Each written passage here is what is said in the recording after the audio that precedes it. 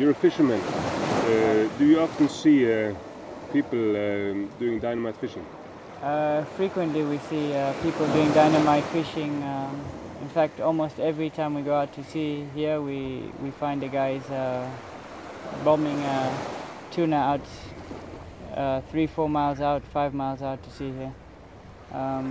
The majority of dynamiting is just for tuna fish right now, and what the guys have got is small boats with 15 to 25 horsepower engines, and it's typically 4 guys on a boat, 4 or up to 5 guys, 3 with scuba gear, which they use for collecting the tuna once they blow up. 1 guy driving the boat and 1 guy that is throwing the explosive.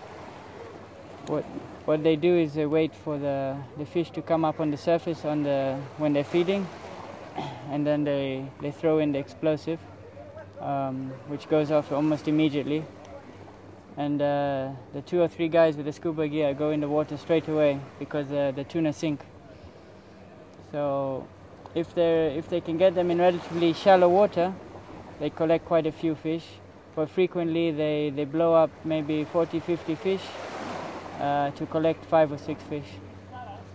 The guys are very well practiced right now, and they can blast every 15 minutes, 20 minutes if the fish are feeding.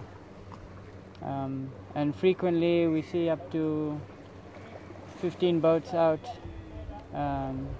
doing this explosive fishing off the coast of Salaam. Could you actually see it on the fish market? Yeah, you can see the reef fish are very easy to identify that have been blown up, because frequently, because of the pressure, the backbones are broken and the insides are ruptured. All the stomachs and blood is ruptured. It's difficult for people to catch these guys because they have a network of informers, and of course there's always a bribery and corruption issue. Are they endangering the species?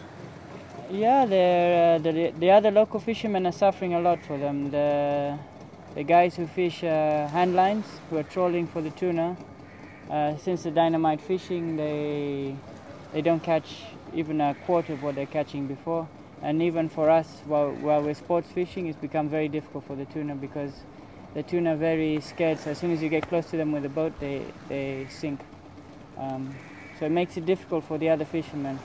But of course they're scared to complain or do anything about it, because these dynamite fishermen are all, they've got like, they all stick together and they're criminals. I mean, they wouldn't think twice about blowing up another boat. Yeah? Okay, whenever we go out diving, I would say every second dive, at least, sometimes every dive, you will hear at least 2 or 3 blasts, especially when the tide is out. When it's low tide, the water's a little bit lower and they blast much more often than at high tide. But it's very often. We go out Saturday and Sundays twice a day, and during the week we normally go 2-3 times during the week as well. And most of the time we will hear, I would say 75% of the dives you go out, you'll hear some blasts. Just when you go down, you'll see small marks for some of the soft corals being burned, but also sometimes you drop into a big bomby, then it explodes and the whole rock is in bits and pieces, and it destroys the whole rock. So the quality of the reef here is still very good for all the dynamite we're doing, but there is some of the bigger corals that completely destroyed because of dynamite fishing.